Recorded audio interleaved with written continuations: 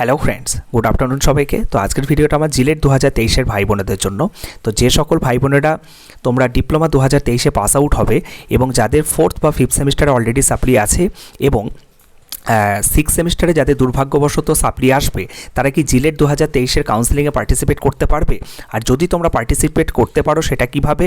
Participate করার পরে যখন তোমাদের ইনস্টিটিউট লেভেলে ফিজিক্যাল ভেরিফিকেশন যখন হবে, সেক্ষেত্রে কি তোমাদের অ্যাডমিশন ক্যান্সেল হওয়ার কোনো সম্ভাবনা রয়েছে? প্রত্যেকটা বিষয় এই ভিডিওর মধ্যে থাকছে। তো তার জন্য আমি ওয়েস্ট বেঙ্গল জয়েন্ট এন্ট্রান্স বোর্ডের সাথে কিন্তু যোগাযোগ করেছিলাম। তো আমার সাথে তাদের যে এন্টায়ার কনভারসেশনটা হয়েছে, এন্টায়ার কনভারসেশনটা পুরোটাই আমি এই ভিডিওর সাথে লিঙ্ক করে দিচ্ছি, তোমরা পুরোটাই শুনে নিও। এবং আমি অ্যাজ এ ক্যান্ডিডেট হিসেবে কিন্তু তাদের সাথে কথা বলেছিলাম। তার কারণ হচ্ছে ক্যান্ডিডেট ছাড়া কিন্তু তারা এতক্ষণ কথা বলতে চায় না বা এত ইনফরমেশন প্রোভাইড করতে চায় না। ওকে, তো পুরো জিনিসটা তোমরা শুনে নাও, তাহলে তোমাদের একটা মোটামুটি ধারণা তৈরি হয়ে যাবে যে যাদের 4th বা 5th সেমিস্টারে সাপ্লি আছে, মানে 2023 পাস আউট যে সমস্ত ডিপ্লোমা স্টুডেন্টদের 4th বা 5th সেমিস্টারে সাপ্লি আছে, বা যদি 6th সেমিস্টারে কারো সাপ্লি আসে, সেক্ষেত্রে তোমরা জিলেট কাউন্সেলিং কীভাবে প্রসিড করবে বা জিলেট কাউন্সেলিং তোমরা আদৌ প্রসিড করতে পারবে কি না, প্রত্যেকটা বিষয়ে তোমাদের একটা ক্লিয়ার ধারণা তৈরি হয়ে যাবে। সকলে ভালো থেকো, সুস্থ থেকো। Thank you. পুরোটা শুনে নাও। হ্যালো হ্যালো হ্যালো হ্যালো হ্যাঁ বলুন। হ্যাঁ বলুন। ম্যাডাম, বলছি আমার জিলেট 2023 কাউন্সিলিং রিগার্ডিং কিছু জানার ছিল। যে গতকালকে যে 9 পেজের যে নোটিশটা বের করেছে, ওখানে ম্যাডাম একটা জায়গায় হচ্ছে এলিজিবিলিটি ফর অ্যাডমিশনে যে 3টা পয়েন্ট লেখা আছে, ওখানে ম্যাডাম সেকেন্ড যে পয়েন্টটা বলা আছে যে the candidate does not carry any pending backlog in any subject in earlier odd semesters. তো ম্যাডাম এটার মানেটা কি বলতে চেয়েছে? যে 5th সেমিস্টারে কোনো ব্যাক থাকা যাবে না, নাকি ফার্স্ট, থার্ড এবং 5th সেমিস্টারে কোনো ব্যাক থাকা যাবে না? কারণ অড সেমিস্টার্স কথাটা লেখা আছে। হ্যাঁ হ্যাঁ হ্যাঁ, আপনি কি শুনতে পাচ্ছেন ম্যাডাম? হ্যাঁ বলুন বলুন। হ্যাঁ ম্যাডাম, বলছি কালকে যে জিলেট 2023-এর যে কাউন্সিলিং নোটিশ হচ্ছে পাবলিশ করেছে West Bengal joint entrance board, তো ম্যাডাম ওখানে 2 নম্বরে এলিজিবিলিটি ফর অ্যাডমিশন, ওখানে 2 নম্বরে একটা পয়েন্ট আছে যে the candidate does not carry any pending backlog in any subject in earlier odd semesters. এই কথাটার মানে কি বলতে চাইছে ম্যাডাম? হ্যাঁ, কোনো কোনো সেমিস্টার আপনার 5th সেম হোক, 3rd সেম হোক, কোনো সেমিস্টারে আপনার ব্যাক থাকা যাবে না। আচ্ছা ম্যাডাম, যদি দেখা গেল তাহলে এখানে তো অড সেমিস্টারের কথা বলেছে, যদি কারো 4th সেমিস্টারে ব্যাক থাকে, তাহলে সেক্ষেত্রে কি সে মানে এলিজিবল, মানে ইয়ের জন্য, রেজিস্ট্রেশনের জন্য বা কাউন্সিলিং এর না জন্য? না, কোনো সেমিস্টারে ব্যাক থাকলে হবে না। আচ্ছা ম্যাডাম, কোন সেমিস্টারে মানে এর আগের বছর ম্যাডাম নাম্বারগুলো তো ম্যাডাম পুট করা গিয়েছিল, যেহেতু জিপিএটা দেওয়া আছে, এবং এখানে ম্যাডাম জিপিএ যেহেতু ওই কনভার্সনটা দেওয়া আছে, দেখলাম আপনাদের এখানে যে ওই 0.75 বাদ দিয়ে 10 দিয়ে মাল্টিপ্লাই করলে হয়ে যাবে, তো সেক্ষেত্রেও কি অ্যাপ্লাই করা যাবে না? আপনি অ্যাপ্লাই করতে পারেন, করে আপনাকে যখন ফিজিক্যাল ভেরিফিকেশনে যাবেন, হুম। তখন তো আপনাকে সমস্ত হার্ড কপি দেখাতে হবে। হ্যাঁ ম্যাডাম, হার্ড কপি আমাকে চাইলো। এবার আমি, আমার যেমন 4th সেমে ম্যাডাম সাপ্লি আছে, এবার আমি আমি ম্যাডাম হয়তো মানে যে কলেজে আমি চান্স পেলাম সেখানে গিয়ে দেখালাম। এবার 4th সেমে আমার যেমন সাপ্লিমেন্টারি এক্সামও দেওয়া হয়ে গেছে, কিন্তু ম্যাডাম রেজাল্টটা এখনো আসেনি।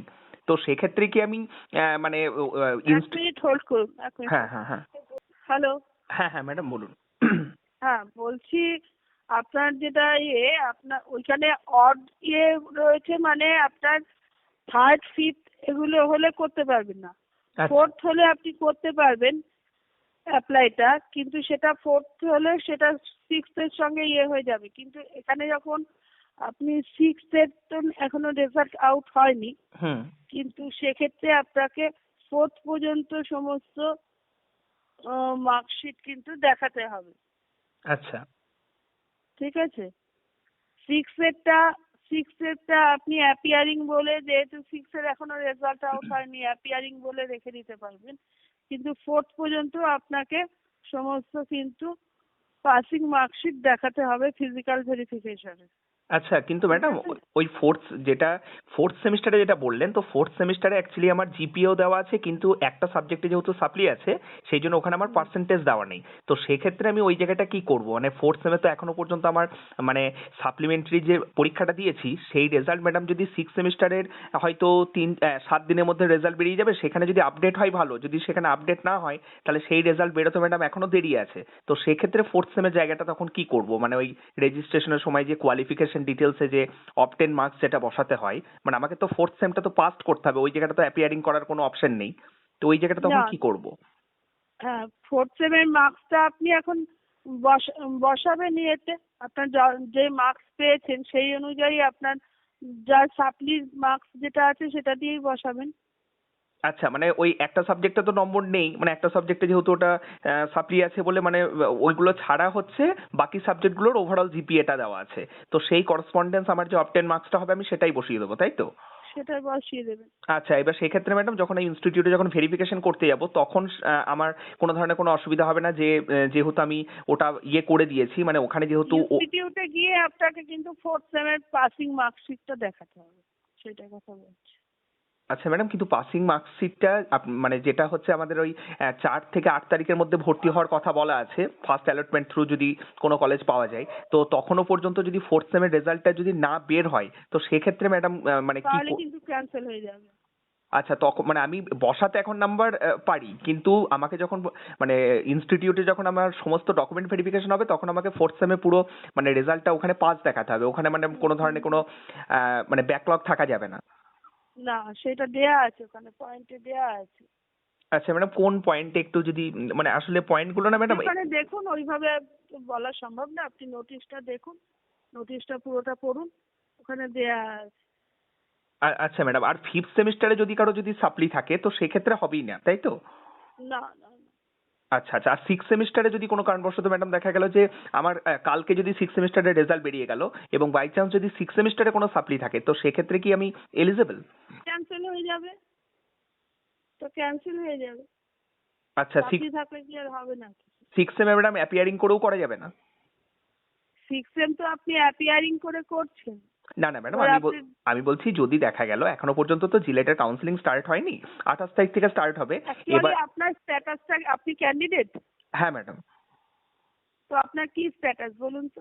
হ্যাঁ ম্যাডাম, আমার ইয়েটা হচ্ছে যে ফোর্থ সেমে আমার একটা সাপ্লি আছে, ঠিক আছে, এবার সিক্স সেমে আমার একটা পরীক্ষা খারাপ গিয়েছে, এবার বাই চান্স যদি ম্যাডাম কোনো সাবজেক্টে যদি সাপ্লি চলে আসলো ওই সাবজেক্টটাতে, তো সেক্ষেত্রে ম্যাডাম কি আমি এলিজিবল হব? কারণ আগের বছর অনেকে ভর্তি হতে পারেনি সিনিয়র না, যারা পারবেন না। সিক্স সেমে সাপ্লি থাকলে সেটা ক্যান্সেল হয়ে যাবে, হবে না, রেজিস্ট্রেশনই পাবেন না তো। আচ্ছা ম্যাডাম, ওটা কি অ্যাপিয়ারিং করেও করা যাবে না? মানে এখানে তো ম্যাডাম যেটা পয়েন্টে বলা আছে। এখন তো আপনাকে অ্যাপিয়ারিং বলে আপনাকে একটা প্রভিশনাল ইয়ে দেবে, হুম ম্যাডাম, হ্যাঁ। তারপর রেজাল্ট আউট হলে সেটা তো ক্যান্সেল হয়ে যাবে। আচ্ছা, রেজাল্ট আউট হলে ওটা যদি কোনো কারণবশত সিক্স সেমে আমার যদি সাপ্লি থাকে তাহলে ওটা আমি আর ইয়ে করতে পারবো না? না। আচ্ছা আচ্ছা।